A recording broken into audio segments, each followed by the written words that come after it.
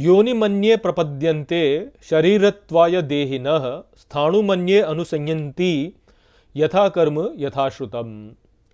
नमस्कार मित्रों, ये जो मंत्र है ये कठोपनिषद के दूसरे अध्याय की दूसरी वल्ली का 7वां मंत्र है, जिसे हम आज गहराई से समझेंगे। तो आइए सबसे पहले इसके अर्थ को समझते हैं। तो जो मंत्र है वो कहता है योनिमन्ये प्रपद्यन्ते, अर्थात योनि को प्राप्त करते हैं अन्य, शरीरत्वाय देहिनः अर्थात शरीर से प्रेम करने वाले देही, स्थाणुमन्ये अनुसंयन्ति अर्थात अन्य स्थिति को जाते हैं, यथा कर्म यथा श्रुतम अर्थात क्रिया के अनुसार, श्रवण के अनुसार।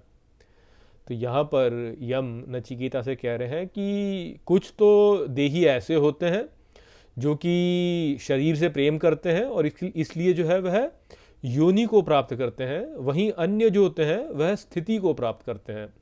और ये जो प्राप्ति होती है व्यक्ति की, ये उसकी क्रिया के अनुसार और श्रवण के अनुसार होती है, अर्थात वह किस प्रकार क्या की क्रियाएं करता है और किस प्रकार की बातों को सुनता है, किस प्रकार के बातों पर वह ध्यान देता है, किस प्रकार का जो है उसका मन रहता है। तो ये जो विचार है ये बिल्कुल जो गीता में विचार बताया गया है भगवान श्री कृष्ण के द्वारा कि व्यक्ति जो है मृत्यु के समय जिस प्रकार का भाव रखता है उसका जो अगला जन्म होता है वह उसी प्रकार से होता है। तो उसी विचार को यहाँ पे बताया जा रहा है। तो जैसे हमने पिछले मंत्र में क्या समझा था, हमने समझा था कि गो जो है वह वास्तव में हमारी इंद्रियां, मन और बुद्धि है, और ये जो इंद्रिया, मन और बुद्धि है, इन्हीं के भीतर वास्तव में सभी प्रकार के क्रियाकलाप, सभी प्रकार की आसक्तियाँ और ये सब जो है ये सब यहीं पे चलता है वास्तव में, कि हम किस प्रकार की क्रिया जो है कर रहे हैं, किन विचारों पर ध्यान दे रहे हैं, किन विचारों का बार बार चिंतन मनन श्रवण कर रहे हैं। तो ये जो विचार हैं जिनके ऊपर हम चिंतन मनन श्रवण करते हैं, इन्हीं के द्वारा वास्तव में हमारा भाव निर्धारित होता है। और जिस प्रकार का हमारा भाव होता है उसी ओर हमारी गति होती है। जैसे भाव शब्द को आप देखें तो भाव शब्द क्या है? भाव शब्द जो है भव से उत्पन्न होने वाला। तो भव क्या होता है? भव होता है कि जो अस्तित्व में है।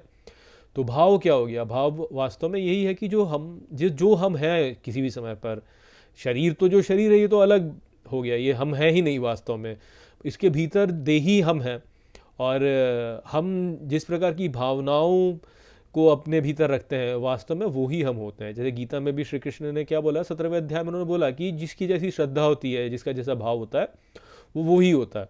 तो भले ही मान लीजिए कि आपका शरीर जो है वह भारतीय मूल का है, किंतु आपके भीतर जो भावनाएं हैं, मान लीजिए कि वह किसी पश्चिमी सभ्यता के अनुसार यदि हैं, तो आप वास्तव में फिर पश्चिमी सभ्यता वाले ही एक प्रकार से हो गए। कि मान लीजिए कि आप अंग्रेज़ी बोलते हैं बहुत और उसको जो है एकदम अमेरिकन एक्सेंट में बोलना चाहते हैं, आप अंग्रेज़ी फिल्में देखते हैं, आप अंग्रेज़ी धारावाहिक देखते हैं और आप सभी जो है पाश्चात्य संस्कृति में ध्यान देते हैं आप, तो भले ही आपका शरीर जो है वह भले ही भारतीय मूल का हो जाए, किंतु आप वास्तव में तो फिर पाश्चात्य ही हो गए।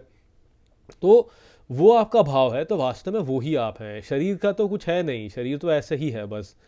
तो व्यक्ति जो है जिस प्रकार के भाव रखता है अपने भीतर, उसकी गति उसी प्रकार से होती है, वो उसी दिशा में चलता चला जाता है। और देखिए कि आप यदि अपने भीतर जो है एक अंग्रेज़ों वाले भाव यदि रखें, तो आपके मुख पर, आपके चलने फिरने में, आपकी बॉडी लैंग्वेज में जो है वही हाव भाव प्रकट होने लगेंगे। और फिर यदि उसी भाव के साथ में आपकी मृत्यु होती है, तो मृत्यु के पश्चात जो आपका अगला जीवन होगा वो उसी भाव के अनुसार आगे चलता चला जाएगा। तो आपकी क्रिया आपके श्रवण के अनुसार ही वास्तव में आपकी गति निर्धारित होती है। तो अब यदि आप क्रिया श्रवण में जो है आपने गति रखी हुई है, तो आप योनि को प्राप्त करेंगे, क्योंकि आप तब जो है गतिमान है। किंतु यदि आप उसे रोक दें, आप कुछ करें ही ना, आप कहीं पे स्वयं को स्थित करें ही नहीं, आप ना तो पाश्चात्य माने ना भारतीय माने, कुछ माने ही नहीं, आप कहीं पे भी स्वयं को ना स्थित करें, तो फिर वो जो आधार है वह हट जाएगा, तो आप स्थिति को प्राप्त कर लेंगे।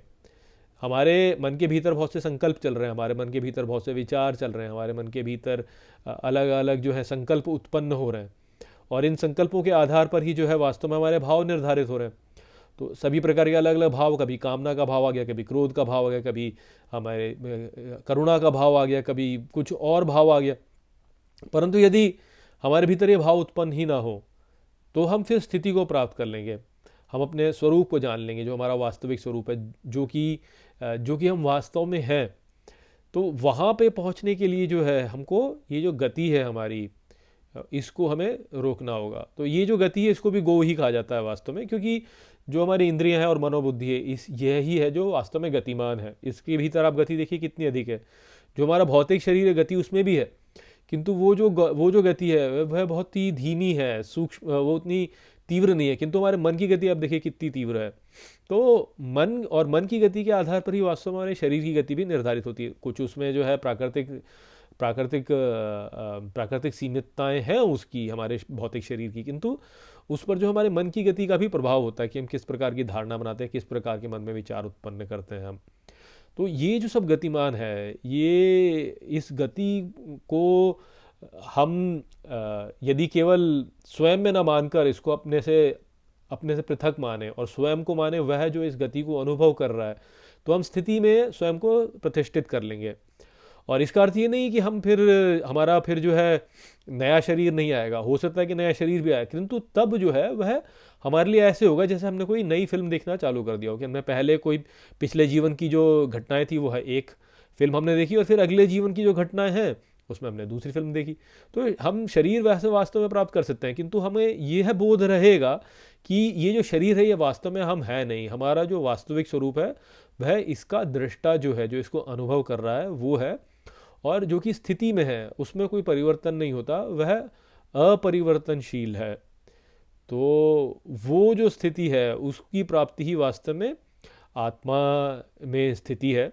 और जिसकी गो सर्वश्रेष्ठ है, अर्थात जो गौतम है, वह ही है जो कि इस बात को अनुभव कर सकता है कि अच्छा, ये जो गो मैं देख रहा हूँ, ये जो इंद्रिया मनोबुद्धि में देख रहा हूँ, ये केवल मेरे लिए एक दृश्य है, मैं वास्तव में इसका दृष्टा हूँ, और इससे परे मेरी स्थिति है। मेरी स्थिति जो है वह तो अपरिवर्तनशील है। तो वो विचार है जो कि यहाँ पर इस मंत्र में यम ने बताया। तो आशा करता हूँ कि मैंने इस मंत्र को आपको अच्छे से समझा दिया होगा। चलिए इसी के साथ इस वीडियो को हम यहीं पे समाप्त करते हैं।